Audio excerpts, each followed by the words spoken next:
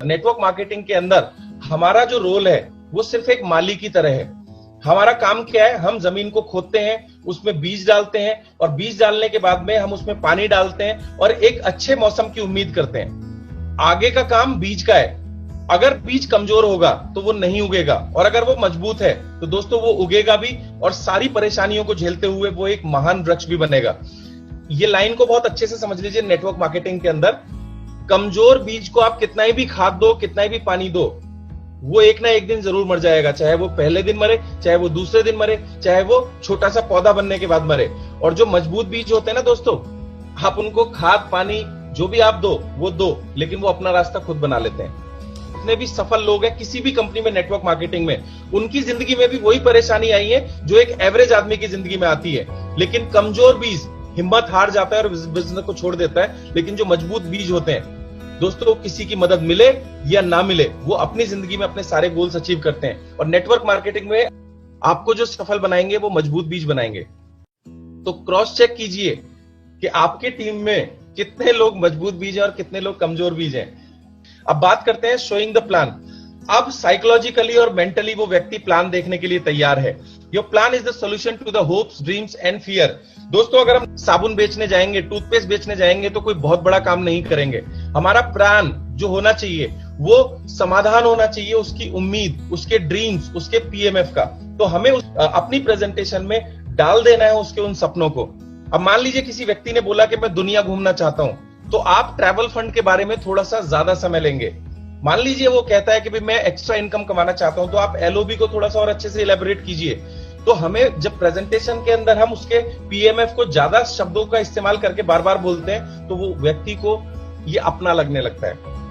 Build your network simple. एक चीज बहुत ध्यान रखिएगा, इस काम को करते समय आप वो सारे काम करेंगे जो बहुत आसान दिखने में होते हैं। मतलब कुछ कॉम्प्लिकेटेड चीज मत कर बैठना, क्योंकि जो भी कॉम्प्लिकेशन आप लेके आओगे अपने बिजनेस प्रेजेंटेशन में या प्लान में, तो सामने वाला उसे देख करके डर सकता है।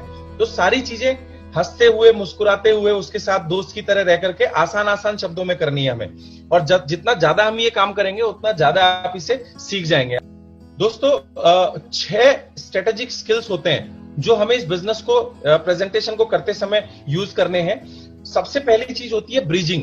तो पावरफुल ब्रीजिंग। ब्रीजिंग का मतलब होता है कि जब हम किसी से बातचीत कर रहे होते हैं तो बातचीत करते समय उसे अपनापन लगे और हमारी बातचीत बहुत खुशनुमा माहौल में हो। आपने अक्सर देखा होगा कई बार हमारा जो कम्युनिकेशन होता है, जो हमारा कन्वर्सेशन होता है, वो अच्छे से आगे नहीं बढ़ रहा होता। जैसे मसलन हम मान लीजिए आप कुछ अननोन लोगों के बीच में जाके बैठ जाते हैं, तो वो लोग तो आपस में बात कर रहे होते हैं लेकिन आप उस बातचीत के अंदर पार्टिसिपेट नहीं करते, तो वो बड़ी ऑकवर्ड बातचीत होती है। ब्रीजिंग क्या करती है? ब्रीजिंग हमें उस बातचीत में अलाइव करती है। मतलब अगर 2 लोग बैठे हैं ना तो उन्हें अपनापन फील होता है बातचीत करते समय, इसे ब्रीजिंग कहते हैं। और ब्रीजिंग के लिए कुछ टेक्निक्स हैं। जैसे आप जब बातचीत शुरू करें तो कुछ शब्दों का इस्तेमाल कर सकते हैं, कुछ पावरफुल वर्ड्स होते हैं। जैसे उसने कुछ भी बोला तो आप बोलिए मतलब, इसका उदाहरण, अच्छा ऐसा होगा तो कैसा होगा, इसका मतलब। ये जो सवाल होते हैं ना दोस्तों, ये आपकी बातचीत को और गहनता में लेके जाते हैं। मतलब आपका अपनापन आ जाता है। इसमें सबसे जरूरी जो टेक्निक होती है वो होती है हेड नॉड टेक्निक, यानी आप अपनी मुंडी को हिलाएं। मैं अभी इस प्रेजेंटेशन को दे रहा हूं तो कुछ लोगों के चेहरे मेरे सामने हैं। जब उन्हें वो बात सही लगती है तो वो ऐसे गर्दन ऊपर से नीचे की तरफ हिलाते हैं, और कुछ लोग जब आपसे सहमत नहीं होते तो वो गर्दन को ऐसे हिलाते हैं। राइट? तो आपका जो हेड नॉडिंग है वो बहुत इंपॉर्टेंट रोल प्ले करता है दोस्तों बॉडी लैंग्वेज के पार्ट पे, कन्वर्जेशन के टाइम पे।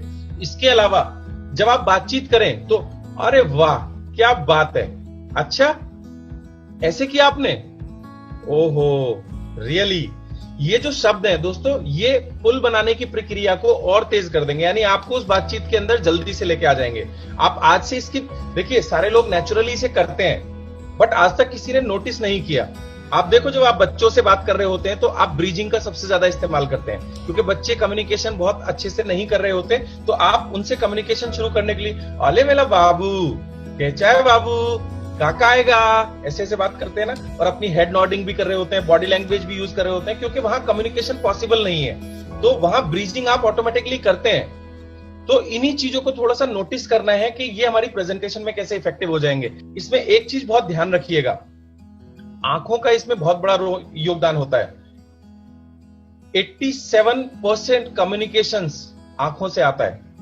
दोस्तों आप कभी भी नोटिस करना, और फीमेल्स इसके अंदर बहुत एक्सपर्ट होती हैं। फीमेल्स हमेशा, आप कभी भी देखिएगा, वो जब आप कम्युनिकेशन करेंगे तो फीमेल्स आपकी आंखों में सबसे पहले देखती हैं।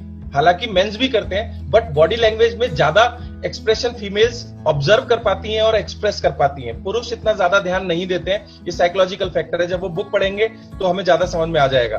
तो आपका जो कॉन्फिडेंस है वो दोस्तों आपकी आंखों से झलकता है। तो 87% कम्युनिकेशन आपका आंखों के जरिए ट्रांसफर होता है, 9% जो कम्युनिकेशन होता है वो हमारे कानों से ट्रांसफर होता है, और 4% जो कम्युनिकेशन है वो बाकी अदर सेंसेस से होता है। तो आपको अपनी आंखों का कंट्रोल जरूर करना है। यहाँ पे एक बहुत फाइन लाइन है, हमें सामने वाले जिससे भी हम बात कर रहे हैं दोस्तों, इसमें हमारी इंटेंशन, यानी हम किस इंटेंशन के साथ प्रेजेंटेशन कर रहे हैं, ये तो बहुत महत्वपूर्ण योगदान देता ही है। साथ ही साथ हम कितने कॉन्फिडेंस से सामने वाले की आंखों में आंखें डाल के देखते हैं। और हाँ, इसे प्यार से कीजिएगा, क्योंकि अगर आप थोड़े से गुस्से में करेंगे तो इसे घूरना कहते हैं। तो कॉन्फिडेंस और घूरने में जमीन आसमान का अंतर है। अगर आप इसे ढंग से नहीं कर पाए तो सामने वाला इसे घूरना समझ बैठता है और ये उल्टा बाउंस बैक हो जाएगा आपके ऊपर, तो वो आपको बहुत बुरा व्यक्ति मानने लगेगा।